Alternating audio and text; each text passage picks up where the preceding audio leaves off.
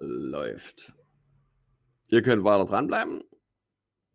Wir hören uns das. Really change society. The RAND Corporation, right? It's kind of like a filtration system. Yeah. Yeah. Why do you think that they target churches specifically so often? Well, there's a good chapter in the Collier and Horowitz book, The Rockefeller Family. It's about the dynasty of the Rockefellers. It's the authorized biography. And it goes into the history of the ecumenist movement.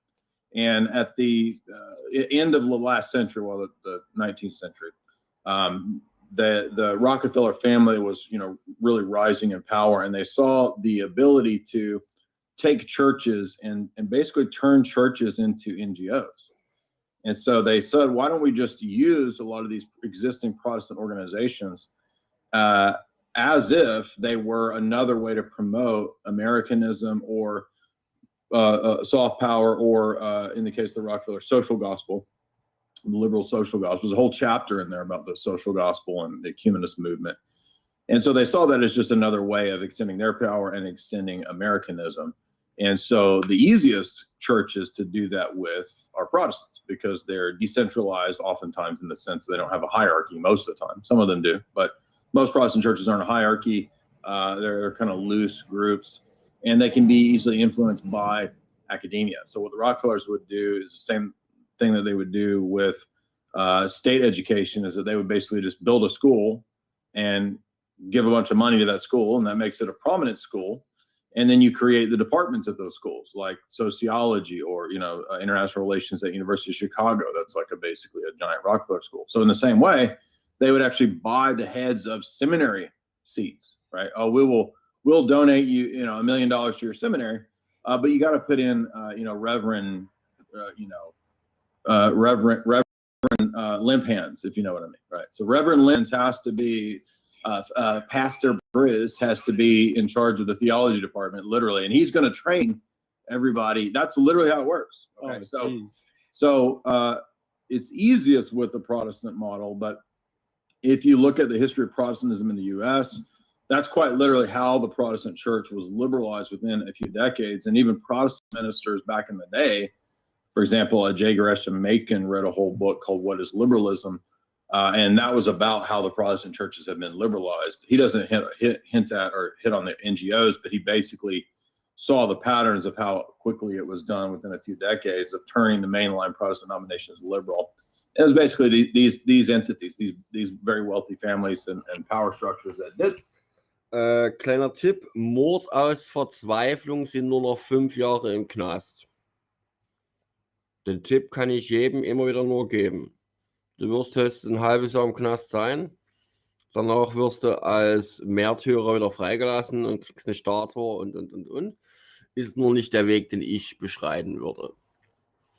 Und ja, Kindesentzug ist scheiße.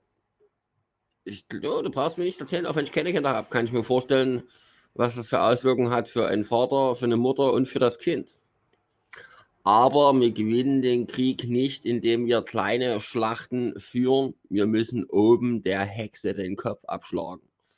Und dann löst sich auch unten alles. Ja, deswegen habt ihr Verständnis, dass ich da auf diese Einzelschicksale null Bezug nehme. Ich kümmere mich nur oben um den Kopf der Schlange. Weil bei jedem unteren Schlachtfeld blutet mein Herz und es verschwendet Zeit und es macht alles nur schlimmer. Da müssen wir in den sauren Apfel beißen und oben das Ding abreißen, damit unten die Kinder wieder frei sind. Ja, anders geht's nicht. Wenn wir uns um jedes Kind unten kümmern, da geht es oben ewig weiter. Das ist ein Spiel ohne Ende. So funktioniert es nicht. Deswegen reißt euch zusammen, sitzt das aus, kriegt das irgendwie hin, holt euch Freunde von Kumpels, Hilfe von Kumpels. Ja, geht einfach mal mit 40.000 Dynamo-Fans durchs Kulturministerium. Und dann schauen wir weiter. That on record. And it's a pattern that works. And they do the exact same thing with Roman Catholic Church and the Orthodox Church. It's that simple. And so I just covered pretty recently, actually, very prominent Roman Catholic lawyer's book, David Wimhoff, John Courtney Maury, Time, Life, and the American Proposition, How the CIA's Doctrine and Warfare Program Changed the Catholic Church by David Wimhoff. This is a gigantic 800-page tome, thousands of footnotes. And his assessment there is that this is what they did in the Roman Catholic Church to change it. And it's no different than what they do in the Protestant Church. And it's the same people. So it's that simple. Right. You made a very good point before you speed past it. It was in one of the questions I really wanted to ask you. I agree with you on the seminaries have been infiltrated, and we should not be sending any of our kids there anymore, honestly, because I don't know if you've seen the clips from 5 years ago, almost 6 years ago, where they have people actually promoting Marxist propaganda in seminary, talking about, equality and stuff like that. But you hit the nail on the head with this one question: what is the social gospel? Can you tell the listeners about that? So this was an idea that arose in liberal Protestant circles and amongst Jesuits maybe 50, 60, 70 years ago. And the idea was that Christianity isn't really a supernatural theological message. It's a socio-political message about liberation from oppression. And so a lot of people believe that when it was getting popular in Latin and South America via very liberal Jesuits that were promoting it, a lot of people think, oh, those were just Marxists. Those were Marxist Jesuits that were promoting this. And there's an element to which that's true. However, Schon alleine die Verbindung von Marxismus zu Jesuiten. Marxisten, Sozialisten, Kommunisten, Bolschewisten, Stalinisten, Leninisten und Maoisten sind libertäre Jesuiten. Nichts anderes. Auf der westlichen Welt nennt ihr es libertär, im Osten nennt ihr es Marxismus. Es ist beides dasselbe. Und das müsstet ihr ja nicht wissen. Und alle, die gerade Demos machen, Querdenken, egal wie ihr sie nennen wollt, sind alles Sozialisten, Bolschewisten, Marxisten, Stalinisten, Leninisten, Maoisten, Trotzkisten oder Libertäre. Nur Hajo und ich sind konservativ. Im normalen Sinne konservativ. Ja, für uns gilt Zucht und Ordnung oder Backpfeifensalat. Das haben viele verlernt, was so ein Backpfeifensalat bedeuten kann, weil die sich selber erzogen haben. Die haben nie eine Tracht Prügel gekriegt. Das schadet einigen bis heute. Das kann man aber nachholen. my view, what's oftentimes the case is that whenever you see Marxists or Marxist groups, you can find a very wealthy individual in the background. So Marxist groups almost always have very wealthy backers because if you look at the history of revolutions, revolutions don't occur without funding. You can't have a revolution without somebody putting money into your organization. And if we look again to the the soft power model of the 80s, which is where we got, for example, color revolutions, it's another example of something similar to the social gospel, which is that it may give the appearance of liberalism, atheism, Marxism, but really there's a lot of money behind these groups. And the Rockefellers have famously promoted leftist causes for the last 100 years. And there's actually a chapter in the Rockefellers biography about how John D. Rockefeller said that he really appreciated the social gospel over against the traditional Protestant, fundamentalist view, because the social gospel could turn the church into an NGO, basically. And of course, liberation theology is something that comes along later, but it's basically the same idea that the social gospel is removing the supernatural elements and making Christianity into an NGO. And that's really what liberation theology is. It's the same idea, but just throwing in like some Marxist stuff. That Jesus is here to, redeem the poor, oppressed people from the, moneyed class, the bourgeoisie or whatever. So they relate to one another, but it's really just an attempt to demythologize, and the demytholization project of the liberal theologians in Protestantism have again typically had these big money NGOs and foundations and families behind them. And so again, you look at the Wim Hof book, he traces it in exactly the same pattern for the Roman Catholic Church. It's no different than the Orthodox Church. We have the same big money entities and groups putting, essentially people into seminaries, donating to seminaries to control the type of theology that is taught to the next generation. And the last thing I'll say is that if you look at the figure of Gene Sharp, he's another classic example of this. He's the guy who patented the technology of using democratic revolutions as a strategy, the technique of regime change that gives the appearance of human rights. And this is was perfected at the Albert Einstein Institute. It's basically a CIA front. It was used a lot in the 80s. They used it first in Serbia, and that was the Rose Revolution. It was used in the Ukraine, called the Orange Revolution. Everybody saw what happened in 2011. That was the result of many years of this color revolution model. We've seen many of these, and that's a strategy. It's a technique. It's not Marxist proper. It's low IQ, student age people who believe Marxism, or religious leaders or professors that believe Marxism, who have a layer of people above them that are extremely wealthy, who fund that layer of dupes and idiots. Right. You said, Andrew, do you want to put in a question? No, go ahead. Awesome. So you said something critical there too. You said changing the theology, which is really just manipulating the curriculum, right? Well, no, it's not just that. It's installing specific people in the heads of departments. Right. In order so they can start pushing their message, which. Yeah, I mean, in other words, it has to be a liberal theologian, whoever, Father so-and-so, Reverend Bruce, who's essentially raised. He's the guy they want. In the Rockefeller's biography, it was Fosdick. So Fosdick, I think, was a super liberal Presbyterian guy, and he was like the archetype of what they wanted in theological seminaries to train the next generation. And Fosdick was like some crazy, like super liberal dude. Right. And I think I see this because when I interact with people who say, yeah, man, I just graduated seminary, but they've never read the Apostolic Fathers, right? They've never even, the biggest thing, their original languages, Hebrew, Greek, Aramaic. They tell me, yeah, I only needed to take 3 months and then I got the credits for that class.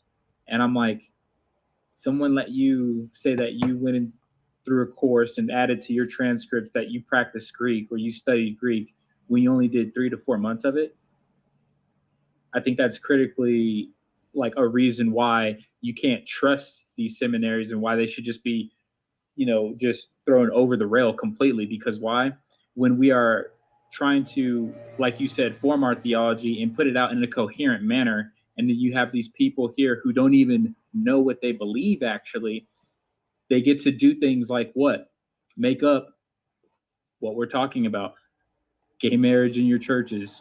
You see people actually sending money into Planned Parenthood. You can't even get your preacher to stand up and say cogently on the board, yeah, we're going to be against Planned Parenthood. We are running a ministry specifically for protesting the local abortion clinic in our area. Who wants to sign up? You don't see that happening a lot. You see it in a few spotty places, but you don't see it a lot. Why do you think?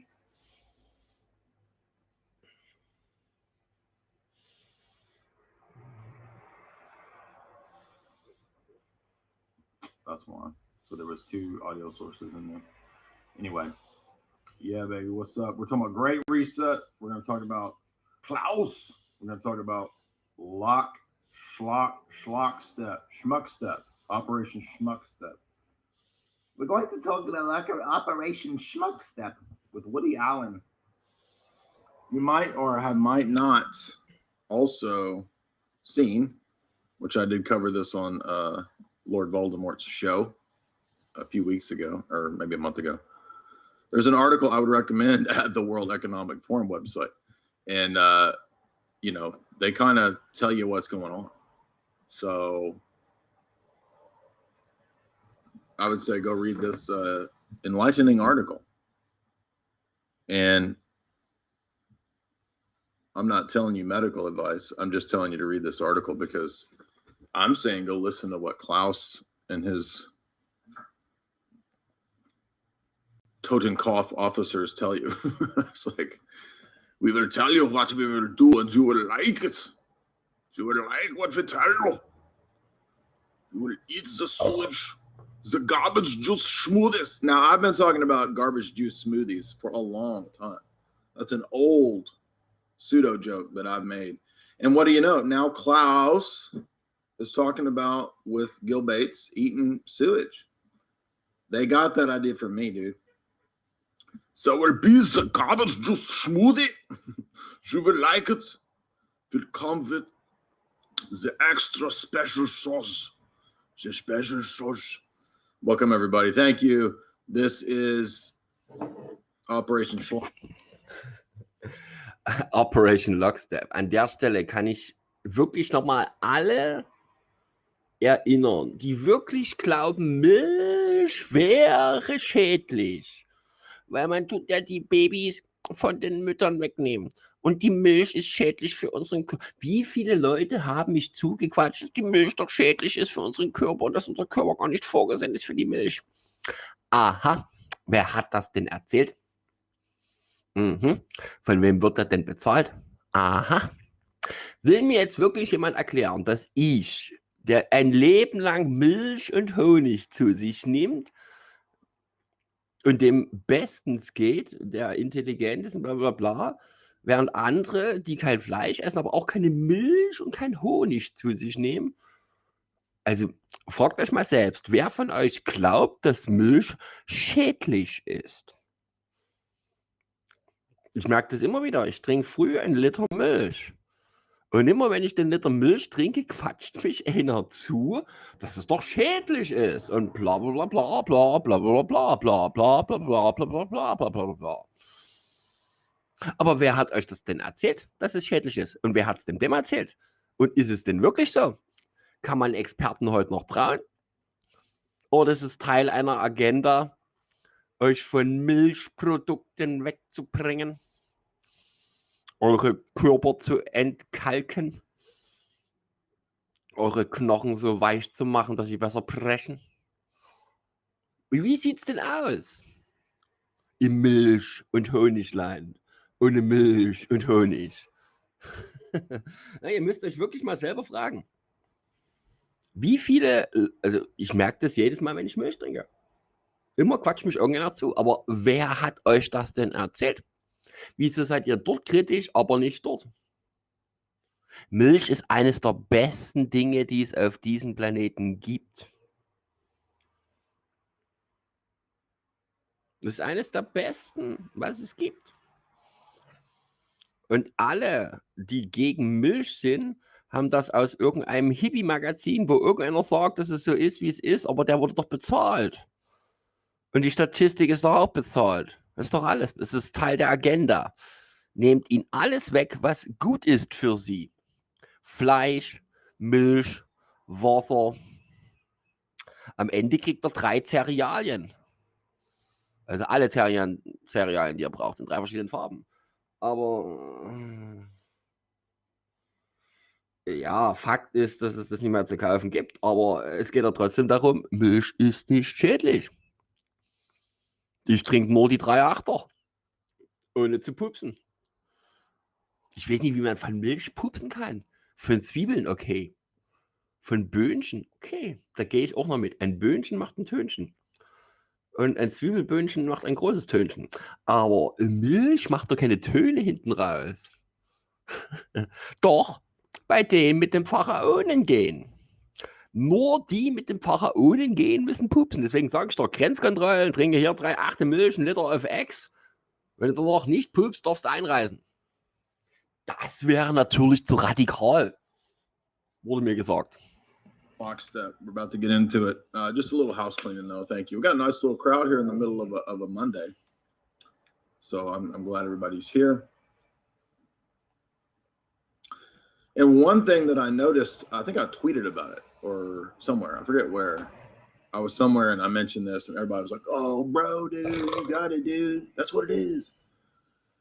Because as I was reading through Schlockstep, I noticed something no one has talked about. Almost no one. there's a key component in Operation Schlongstep where it actually says when under lockstep, everyone gets sick of their corrupt leaders, they will cry out for the solution. They will cry out for the savior. Then we will swoop in. Then we will swoop in, swoopen, puppen, swoopen. That's what Klaus is saying. We will swoop. Das ist so lustig, wenn ein Ami versucht, einen Deutschen nachzumachen. Swoop in as the saviors. I'm not joking. It actually says when the nations become totally disillusioned with their political leaders, they will say, aha, our systems are broken. Our systems have broken down. Also, wenn das Volk randalierend auf der Straße ist, dann wollte Klaus Schwab euch ficken. Wer ruft denn immer auf, dass alle auf die Straße sollen? Und wer macht unglaublichen Druck gerade, dass doch jetzt alle auf die Straße müssen. Jetzt, sofort. Die Sozialisten, Marxisten, Bolschewisten, Kommunisten und. Also die Weltrevolution im Einklang mit Klaus Schwab wollen. Wer sagt, chillax, alles gut? Das Militär hat alles im Griff. Chillax. Muck nie öff, du lebst noch. Eigentlich sollst du schon seit einem Jahr tot sein, dass du überhaupt mucken kannst. Sei dankbar dafür und meckern nicht schon wiederum. Na, also, wer nie wirklich verstanden hat, was hier läuft, der wird auch niemals alle meiner Aktionen verstehen. They are unsustainable. They are unfeasible systems. Therefore, we need the technocratic expert. We need the experts. They will clamor for the technocratic expert. It's actually in there. That one blew me away, and nobody talks about that. That part of this plan, the phases, business phases, Great Reset ultimately here, is to kind of let there be controlled chaos. Now, we talked about controlled chaos because that's kontrolliertes Chaos. Wir müssen unbedingt auf die Straße gehen, damit die Antifa unbedingt was anzünden kann, bevor eure Finanzierung ausgelaufen ist. Wir müssen unbedingt sofort auf die Straße. Sofort müssen wir auf der Straße irgendwas zerkloppen. Sagt wer? Und warum sagt er es? Und was macht er denn jetzt für einen Druck? Und wieso das denn? Und wem läuft dem hier die Zeit davon? Und wer versucht seit 3 Jahren Schlägereien auf der Straße anzuzetteln im Einklang mit der Antifa, um das mit der Regierung als Controlled Opposition hoch zu stimulieren? Und wer kotzt am meisten, dass die Leute ganz entspannt sind? Dass kein Chaos entsteht? Weil chillax. Ich werfe es dummen Menschen nicht vor, dass sie meine Taktiken nicht verstehen. Aber es gibt ja auch intelligente Ingenieure, die intelligent sind und ganz genau wissen, was sie dort machen. Die so oft vor Gericht waren, dass garantiert der Richter mit ihnen einen Deal ausgehandelt hat. Weil man attackiert nie grundlos das einzige Team, was keine Scheiße baut. Für Hayos, Sunny, Global Change, für Schachmat News, für Andreas würde ich meine Hand ins Feuer legen. Und wer die attackiert, einen Monat lang, komplett, ohne Grund, am Stück, der wird wohl vor Gericht eins reingekriegt haben. Wo er mit Anwalt hinkam. Während am nächsten Satz sagt, ne, Anwalt in einem Staat, bla, genau. Aber wenn du angeklagt bist, kommst du trotzdem mit Anwalt. Du Spaß. Fragt euch immer, quo vadis? Wem nützt das jetzt, so viele Attacken zu starten? Warum gerade jetzt, in der Phase, wo wir eigentlich gewonnen haben? Ja, wir sind ja aktuell dauerhaft unter Beschuss. Unser Team ist das letzte, was noch da ist. Und was für diesen Staat eine Gefahr ist. Und wir werden zurzeit von allen Seiten gleichzeitig beschossen. Ich werde dazu jetzt nichts mehr groß sagen, weil mit solchen Psychopathen brauchen wir nie reden. Ja, das sind gestörte Psychopathen. Wenn man etwas 3-mal hintereinander sagt, um es zu betonen und langsam ausspricht, damit selbst der Dümmste es versteht, ist es natürlich gleich 3x666. Da fällt mir nichts mehr ein. Das sind dumme Menschen, die eigentlich hochintelligent sind, die sich aber absichtlich, das macht kein Normaler, außer er hat einen Auftrag. Von daher, alle, die gerade Chaos machen wollen, und ich kann es euch klipp und klar sagen, seit 2 Monaten versuchen wir hier Ruhe reinzubringen, aber die Ruhe ist nur in unserem Team. Ja, cui bono halt. Halt cui bono. Ist ja der Wurst, ich muss kein Latein können. Das können nur Teufel, hätte ich beinahe gesagt. Aber wir versuchen ja seit 2 Monaten Ruhe und seit 2 Monaten kommen dauerhafte Attacken in einem Maße, das kann man sich schlecht vorstellen. Fragt euch, warum? Weil wir das einzige Ding sind, was hier das Chaos noch verhindert. Alle anderen rufen auf, geht raus, klappt euch gegenseitig um, boxt euch um, macht Chaos. Während ein Hajo ganz entspannt und Schachmatt News macht ganz entspannt Spirit früh am Morgen. Da entsteht kein Chaos. Bei Andreas seinen Globalistenbüchern entsteht auch kein Chaos. Was Global Change macht, entsteht auch kein Chaos. Was der Sunny macht, da entsteht kein Chaos. Was ich mache, da entsteht kein Chaos. Was der Carsten macht, da entsteht kein Chaos. Deswegen sind wir ein Problem. Wir verhindern das Chaos. Und jeder, der sich jetzt wirklich es erdreistet, bei diesem Spiel gegen uns mitzumachen, auch bei den Kommentaren der User, sollte sich fragen, welcher Agenda er folgt. Die Chaos-Maker, die aus dem... Ihr müsst es mal überlegen. Ein Andreas wurde angeklagt, weil man über ihn nichts findet. Deswegen ist er Deep State. Veikko hatte 666 Aufrufe bei einem Bild. Eindeutig Deep State. Ja.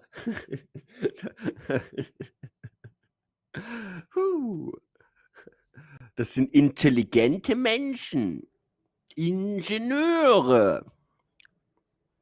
Aber wenn du Ingenieur bist und sowas mitmachst, dann bist du absichtlich dumm, obwohl du es nicht bist. Und das stinkt zum Himmel. Denn niemand attackiert mich grundlos oder fragt wenigstens vorher mal nach. Ja. Hören wir mal weiter zu. Older philosophy, now obviously it goes all the way back to the ancient world, but in terms of modern geopolitics, controlled chaos is something that was very important, not just to the British Empire, but to modern day American geopolitical strategists like Zbigniew Brzezinski. We've covered all of Brzezinski's works, well, almost. And we know that the arc of Christ that Brzezinski utilized throughout the former Soviet bloc countries was crucial to the reorganization and economic reintegration of those places into the neoliberal order. Now, that doesn't mean that I'm saying the KGB and the Soviet system was what we should go for. Don't think in dialectics here. So we avoid dialectics. We don't want to get into the either ors. We're trying to look at things in a factual, objective, at least shooting for a factual, objective analysis of these Cold War ideas, because the origins of what we're seeing today, Afghanistan, Cold War stuff. Yes, it goes back to the great game, the original great game. I know that. But for the modern world, where we are now, we're looking at, excuse me, reorganization that took place post-Cold War. And as we said, one of those strategies was controlled chaos.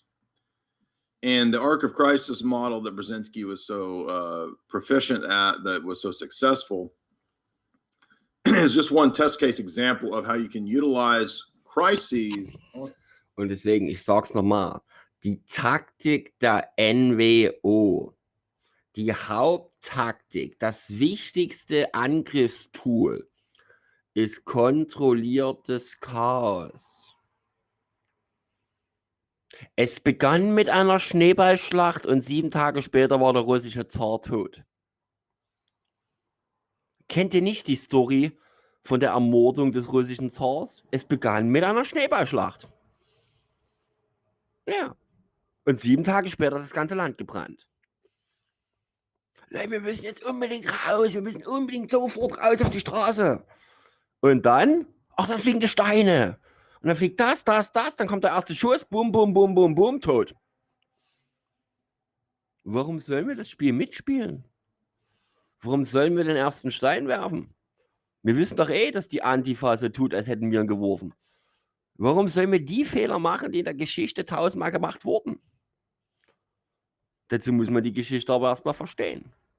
Kontrolliertes Chaos erzeuge ich schließlich beim Gegner. Aber doch nicht auf unserem Schlachtfeld. Bigger scale. And in fact, that's what this book is about. Right?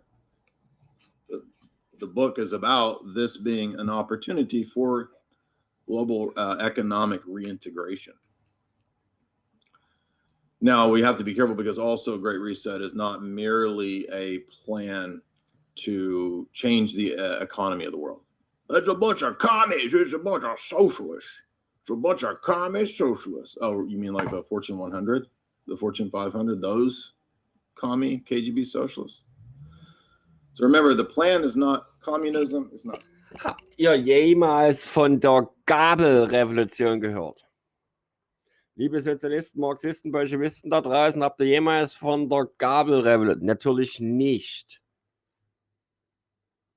Weil Gabelrevolution hieß es, sie hätten keine Finanzierung von außen. Sie hätten nur das, was sie da haben, eine Mistgabel. Jede Revolution beginnt beim Banker.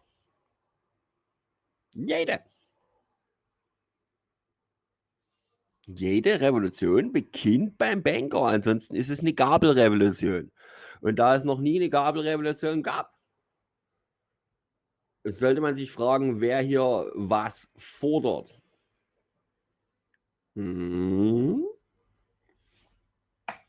Socialism, it's not capitalism, it's not any of those systems. It's the worst elements of all of those systems combined into what used to be called the third way.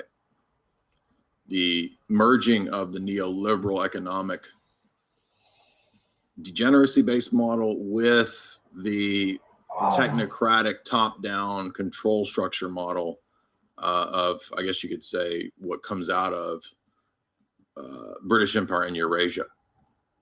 In fact, I was just coming to the end of Babylon Berlin last night, season 3, which, if you don't know, this is a popular Netflix, high production value Netflix show. Tom Tykwer, right, that did Run Lola Run. Tom Tykwer. Babylon Berlin is set in Weimar Republika der Weimar. And in the Weimar Republic, it's taking place in 1929, 1930, right before, stock market crash and then World War II. It's fascinating because we have the interplay of all of these different groups, these different sects and these different power struggles. You've got the stock market speculators. You've got the big corporate people that want the war, right? You've got the intention of the corporate and banking elite to destroy the economy, to reorganize society. So I'm bringing that up because what we're seeing right now is literally what's in season 3 of Babylon Berlin. I'm not recommending necessarily that you have to go watch it. I mean, it does portray Weimar Republic degeneracy. So. Aber hat's verstanden. Der Teufel wohnt in Berlin. Na, das ist ein neues Video von ihm, aber langsam versteht Jay Dyer auch, dass der Teufel hier in Berlin lebt. Gegenüber von Frau Merkels Muff. Warum nur? Steht der Teufel auf sowas? Uah, pfui. Yeah, I'll let you decide if you want to watch the show. I mean, it doesn't have a whole lot of explicit stuff. There's a little bit of it here and there hinted at. It's it's not like a Game of Thrones or whatever degree, but each season does have a couple pretty degeneracy laden sequences. But regardless, you've got the power struggle between the economic power elite. You've got monarchists, you've got Trotskyites, you've got Stalinists going after Trotskyites. You've got the train of gold. You've got Satanists. There's a satanic cult in this. You've got actors. You've got German expressionists who are making what look to be Metropolis-style films, and they're part of a satanic cult. You've got organized crime. You've got the gangsters. And then you've got, sort of the Republicans, the existing Democratic Republican establishment at the time in the Republic. And so it's a pretty, it's a well-made, insightful neo-noir detective drama leading up to World War II. So they've only done 3 seasons. But again, the only relevance to what we're talking about now was that in season 3, the banking and corporate elite, Nissen meets with the banking elite and says, we can restructure this whole society on a new great plan, a great reset. Ja, das Haus Nassau, man nennt es so Nissau oder das Haus Nassau, die ja 1000 Jahre lang, ihr kennt das Haus Nassau. Und als das Haus Nassau besiegt wurde, kam Herr Eckstein. Und alles, was versteckt war, kam wieder zum Vorschein. Das heißt aber, ich muss mir vielleicht mal Babylon Berlin reinziehen. Es ist so alles das, was ich schon wusste über Berlin. Das sagt exakt das, was die Grundlage für Hitler war. Wenn jeder Berliner Politiker Kinder fickt, ist eine Baerbock oder ein Hitler kein Problem. Bloß gut, dass wir schon wieder im Kaiserreich leben und dass die Alte nie mehr ist. If we intentionally aid in the crash of the market. And then when it crashes, he says, we will buy everything up because when we know the crash is coming. And then we'll own everything. We'll be like, billionaire in 1930s money. And then he says, then we'll have enough wealth, we can just restructure the whole society. So that's what we have now, right? It's all very comparable to Weimar Republic. We could see. Und man muss sich das wirklich auf der Zunge zergehen lassen. Es war geplant, dass sie schon im Jahre 1984 alle versklavt seien. Der äthiopische Kaiser hat sein Leben gegeben, um die Menschheit zu schützen. Er sagte zur League of Nations Nein nach dem Ersten Weltkrieg. Er verhinderte die League of Nations und dafür wurde er umgebracht. Sein Sohn nahm dann gleich der Vatikan, damit es beim zweiten Mal nie wieder passiert. Deswegen schickte man Hitler hinterher, um das Ganze zu machen. Es sollte alles schon eher ablaufen. Dann kam aber dummerweise ein Kennedy dazwischen. Ein Kennedy verhinderte und deswegen lebte noch. Sie mussten die nächsten 50 Jahre abwarten. Du musst ja im Einklang mit dem Universum sein. Du musst zur richtigen Zeit den Schraubschlüssel reinwerfen und das Ding verhindern. Deswegen haben sie doch Kennedy so gehasst. Wir sollten 1984 schon alle versklavt sein. Also vor meiner Geburt schon. Ja. Economic collapse. In fact, that's precisely the kinds of things that we're seeing called for. You see me talking about, again, nobody knows exactly how far, Great Reset will go. We don't know if this means a total economic reset to like 1800s, where your mom's going to be a lady of the evening at the Spittoon, the Spittoon Saloon. Your mom might be over there at the Spittoon Saloon wearing one of them big puffy dresses, hanging out at the top of the saloon. Every 1800s bar has a ladies of the evening attachment up top. You didn't know that. So we might be transitioning over to the saloon ladies of the evening economy if we go into that 1800s Great Reset, right? We go into that Oregon Trail level reset. Now everybody's going to know why we were all playing Oregon Trail in first and second grade. You know why? Because you're going to have to prepare for it. You have to prepare for it. You're going to be in the Donner Party. You'll be eating each other. No, I'm just joking.